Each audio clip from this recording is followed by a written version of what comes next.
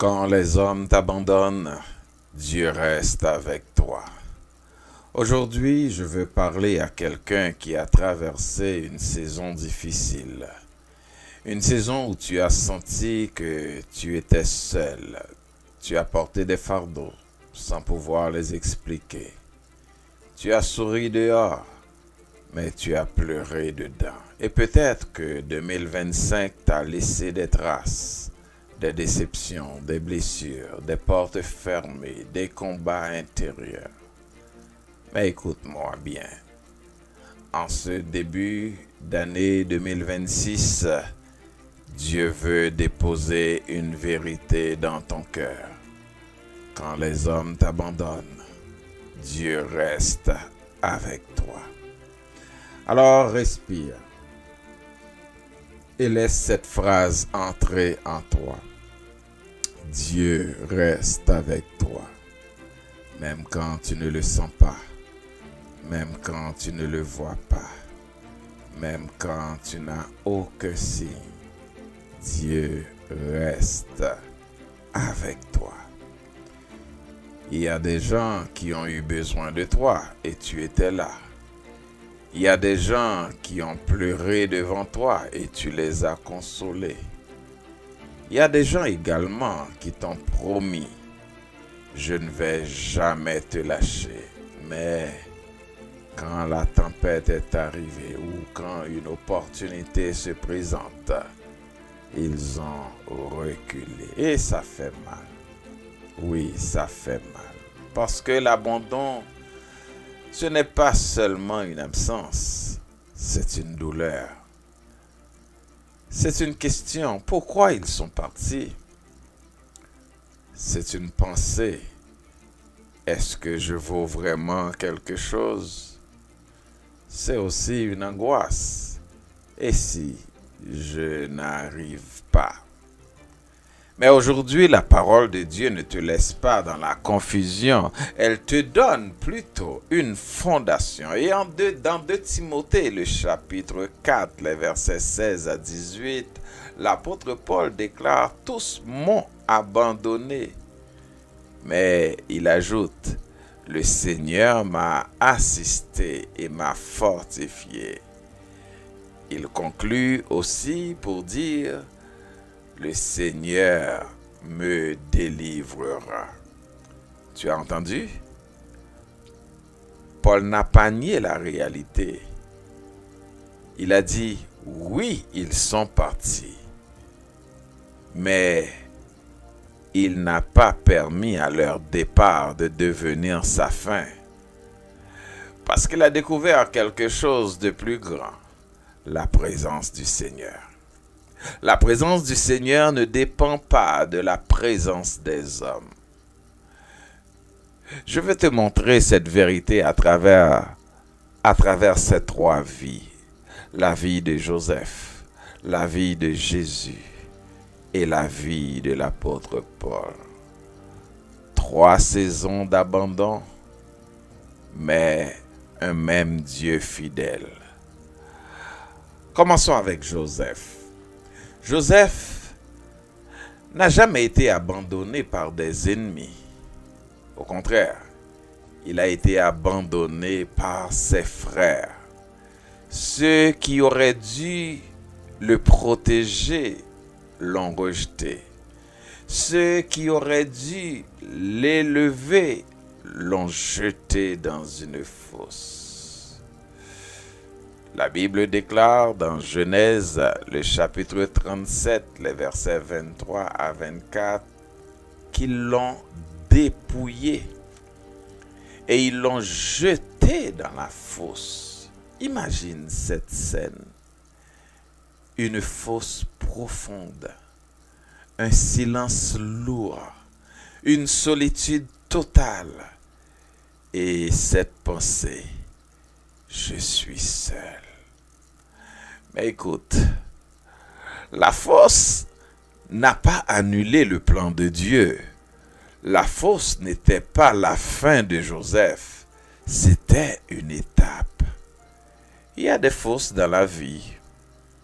La fosse du rejet, la fosse de l'injustice, la fosse de l'humiliation, la fosse de l'échec et la fosse de la trahison.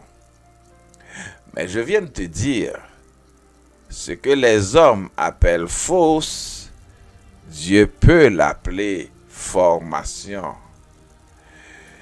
Et ce que les hommes utilisent pour te briser, Dieu peut l'utiliser pour te bâtir. Le psalmiste dit au psaume 27, le verset 10, « Mon père et ma mère m'abandonnent, mais l'Éternel me recueillera. » Donc, si des humains t'ont abandonné, Dieu te recueille, Dieu te relève, Dieu te garde. La deuxième vie, le deuxième personnage, il s'agit de Jésus. Et là, on arrive à Gethsémani, le lieu de la pression, le lieu où l'âme est serrée, le lieu où tu dis, Seigneur, c'est trop lourd. Regarde, Jésus dit à ses disciples dans Matthieu chapitre 26, 38 à 41, veille avec moi. Pas faites du bruit, pas prêcher, juste restez là, soyez présents pour moi. Mais ils se sont endormis, ils ont fléchi, ils n'ont pas tenu. Et ça, mon frère, ma sœur, c'est une leçon pour toi en 2026. Tout le monde n'a pas la capacité de t'accompagner dans tes saisons profondes. Certains t'aiment, certes, mais ils sont faibles. Certains te respectent, mais ils sont limités. Certains veulent, mais ils ne peuvent pas.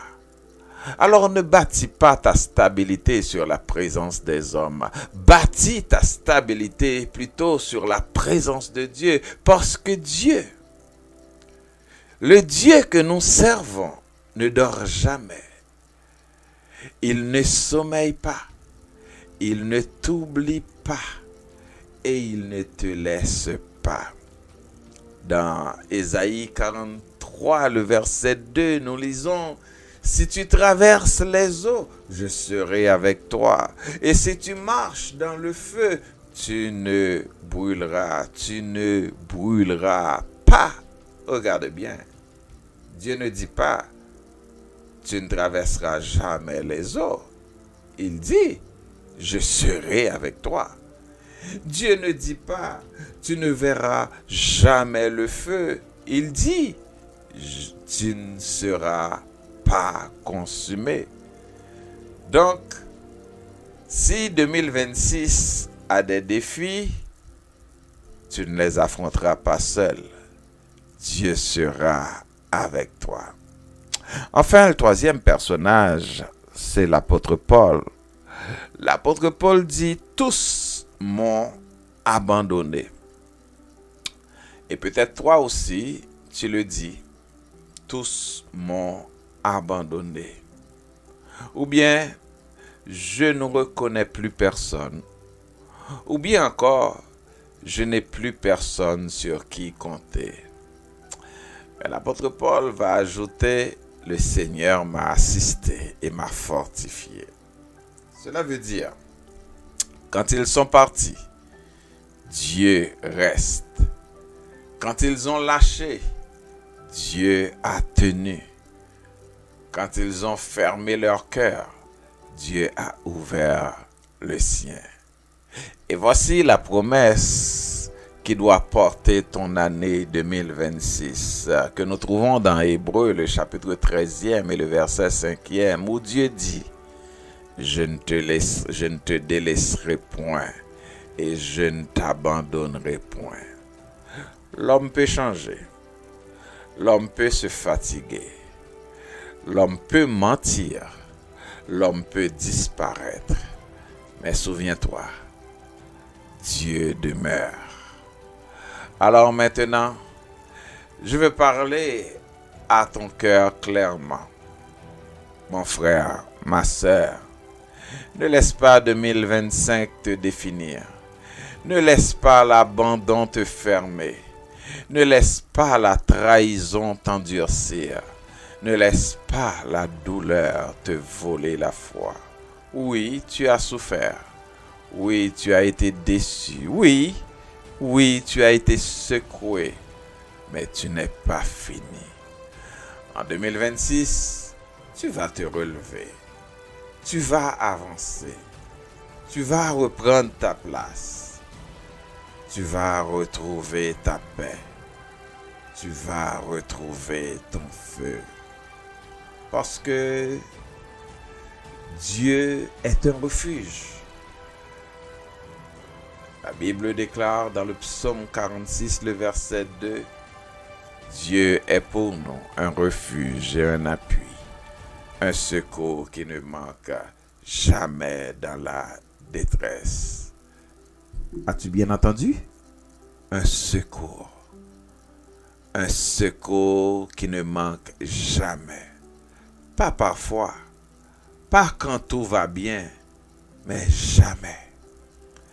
Alors, je termine par une déclaration que je veux que tu répètes là où tu es. Peut-être dans ta chambre, ou dans ta voiture, ou dans ton salon, ou même au travail, dans ton cœur. Répète avec moi. Dis ceci. En 2026, je marche avec Dieu. En 2026, je ne lâche pas ma foi. En 2026, je ne lâche pas ma prière. En 2026, je me relève. En 2026, je vais plus haut, plus loin avec le Seigneur. Et surtout, dis ceci. Quand les hommes m'abandonnent, Dieu reste avec moi. Encore plus fort. Quand les hommes m'abandonnent, Dieu reste avec moi. Bonne année 2026.